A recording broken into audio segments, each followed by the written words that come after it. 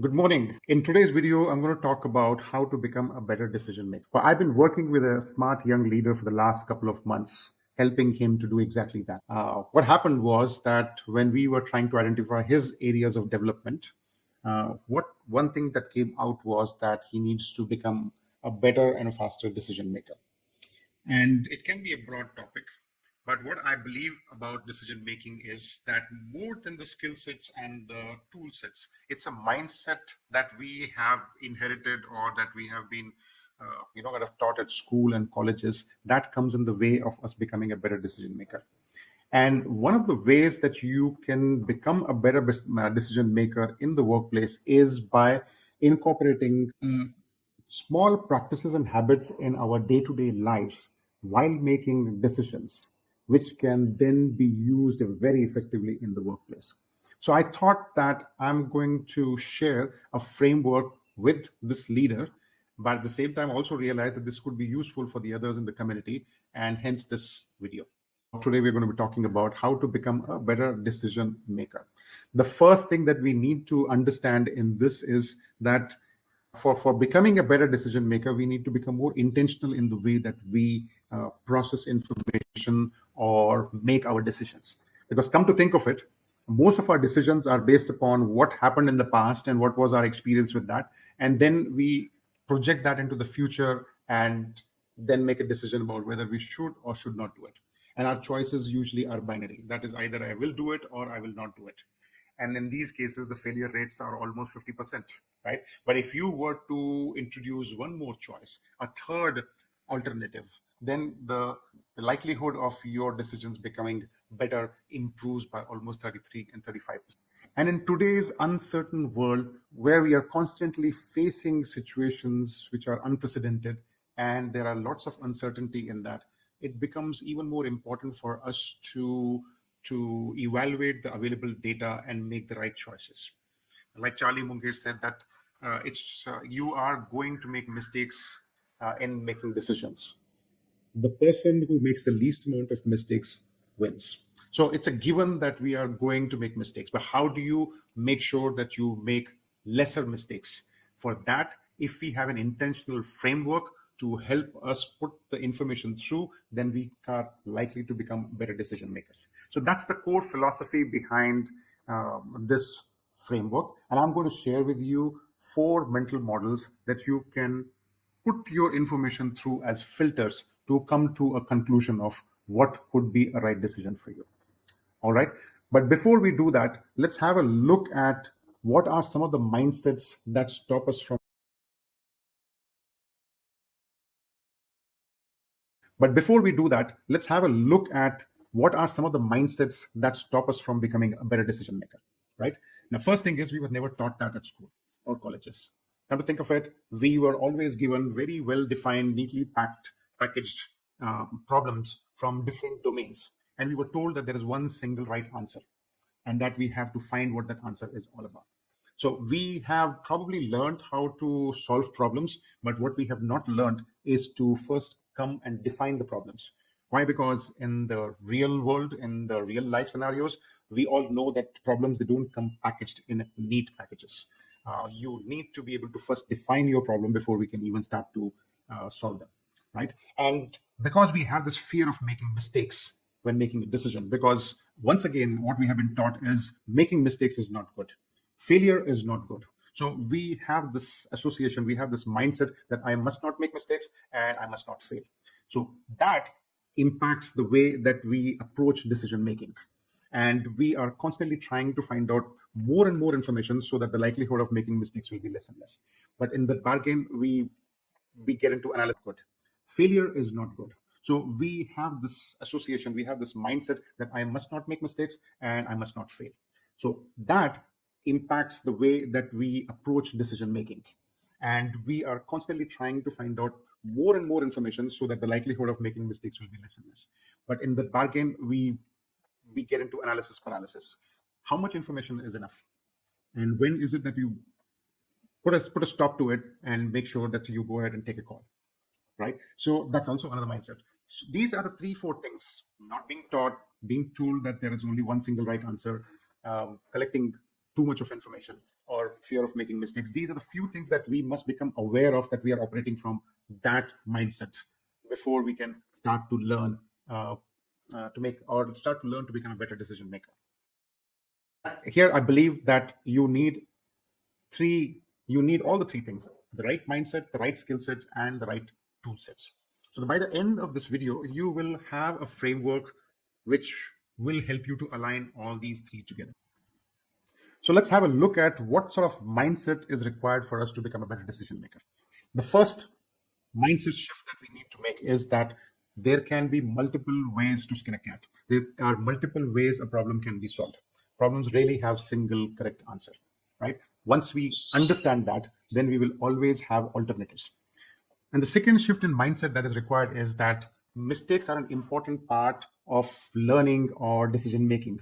Mistakes are valuable teachers. So the classic story of Edison, when somebody asked him, said, "Oh, you have failed 10,000 times.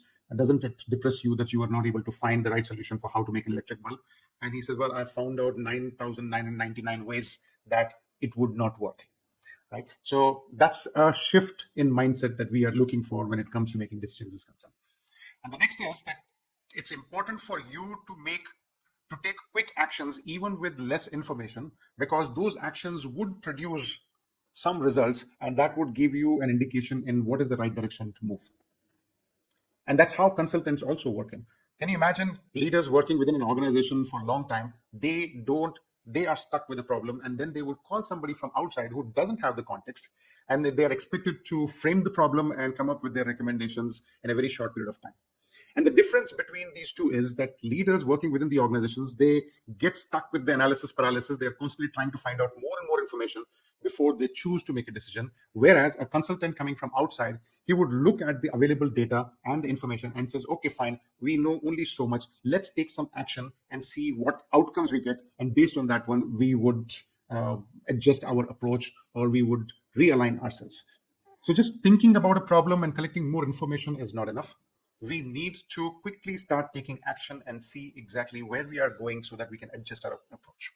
Okay. All right. So with these three mindsets, let's have a look at the 4 mental models that we can start using to put our available information through. So let's talk about the first mental model. That's the 80-20 principle. Now, the first mental model that I apply to any problem solving situation is the 80-20 principle. And what does that 80-20 principle state? 80-20 principle simply states that in any situation, there are 20% critical factors that are responsible for 80% of your results.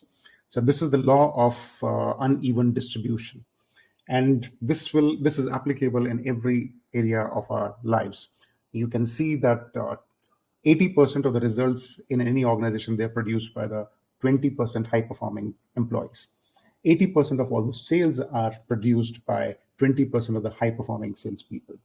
So this is something, if you start to use in problem solving, you are going to filter out all the critical factors and focus your attention and effort only on those. So how can you apply it? How can you start using it? Now, in your to-do list, look at what are those critical 20% tasks that can help you move the needle. What happens is that usually when we put down a to-do list, we start to look at the easiest things that you can do to tick them off on your list. But usually they are not the ones which will move the needle. So as much as it's important for you to gain momentum, it's equally important to see what is it that will help you to move in the direction of achieving your goals. So those critical 20% is something that you need to focus on. Now, how do you identify what are those critical 20% tasks? Well, this is where we use the next mental model, and that is the theory of constraints. The theory of constraints is another management principle which states that a system is as strong as its weakest link. That means that the entire performance could be working well, but if there is one bottleneck, one constraint that is hampering the performance of the system, then that is the critical area that we need to focus our attention on. Because even if that bottleneck is small, but it could be the critical 20%, and addressing that bottleneck can produce 80% of the result. So let me give an example of when I started my practice. because I was doing a lot of things, but it was not producing the results that I was expecting. So I was wondering, where exactly am I going wrong? What is it that I should be doing? I know there are so many things needed to be done, but what is the critical? That is one thing that I need to do that would help me to move forward or move the needle here. And when I started to focus on that one, I realized that I was resisting doing sales, or I was resisting trying to reach out, create an outreach to promote my practice. And that is because it was something that it didn't come naturally to me. And that's the reason I was constantly trying to look for things that would make me feel as if I'm doing good work, like, oh, I need a website, or I need to improve this module, or I need to improve the graphics, or I need to have a great logo, and all these things. But none of those things, they mattered, because I did not have a demand for what I was doing that people would ask me and that would produce results. So once I identified that and I started to focus on that part, that's when I started getting. So looking for that bottleneck, it'll give you the insights into where you need to focus on and what would give you the best results. So this is one habit or a practice that you need to develop, is to look at the fundamental truths. Where exactly should you be focusing your attention on? So what you want to do is to look at the fundamentals. But then how do you train your mind to look for the fundamentals? Well, this takes us to our next mental model, and that is thinking from the first principles. Now, thinking from the first principles simply means that in any complex situation, there are fundamental truths and there are assumptions. And we must try to break them down into these two categories and separate the assumptions from the facts, the fundamental truths, and then you start to reason up from those fundamental truths. Now, Elon Musk, Jeff Bezos, and Charlie Munger, they've all talked about thinking from the first principles. So one of the things that you can start to do is to look for, where are you making those assumptions? So the key thing here for us to understand is that the assumptions are the ones which will lead you in the wrong direction. So we need to find out what is the essence, what is the core fundamental truth of that situation through those facts, and then start to work from there. So how do we do that? Well, Charlie Munger has a fun way of telling that, and he says that look for the no-brainers. What he shares is that no matter what industry or domain that you are in, and whatever work that you are, whatever business that you are building, the fundamental truth is that profit equals revenue minus cost. Okay. Now there could be complexities, and how do you arrive at that? Or there could be dependencies. Lots of things needs to be considered. But at the end of the day, it is profit equals revenue minus cost. So if we understand that fact, then you can reason up from there and make better business decisions. But of course, in any situation, there are other intricacies and complexities that still need to be addressed. For example, where does the problem lie, or what exactly is the problem, or which one of those multiple options that are available that is the right one. Now, when you are faced with that, that's when we use the next mental model, and that is Occam's razor. Now, to understand that, let's have a look at what Einstein said. And Einstein said that there are 5 levels of cognitive prowess, that is intelligence. And the smart is the one which is right at the bottom. And then you have intelligent, you have brilliant, you have genius, and right at the top is simple. Now, that's exactly what Occam's razor is trying to say, is that usually the simplest explanation is the most likely answer. That means to say that when you are basing your decision on the explanation that uses the least amount of assumption, that is the correct one. So can you see how these mental models are coming together? The first one was to reduce the complexity and reduce the number of options. You filter them down to the critical 20%. How do you do that? By identifying exactly where the constraints are, where the bottlenecks are, and then you hone it down into the bottlenecks. And once you have addressed those constraints, then you look at the fundamental truths and the assumptions, you reduce the number of assumptions from that. And finally, when you look at the multiple explanations, you look at the one which has got the least number of assumptions to make your decision or base your decisions on that.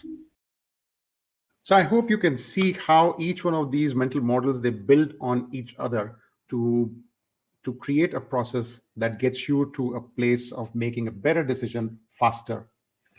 Now, you can use the same process not only for making your own decisions, but to promote inclusivity within your team decision making process.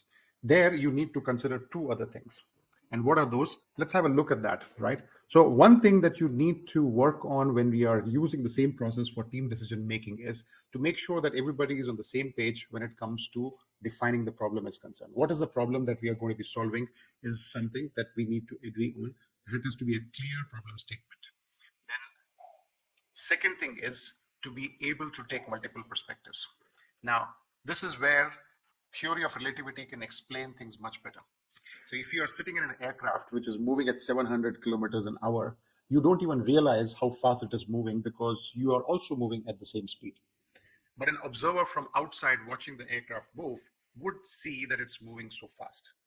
And this is exactly what happens, that we are able to see only the perspective, only our own perspective, and we are not able to see other person's perspective when we are in one situation, when we have one point of view.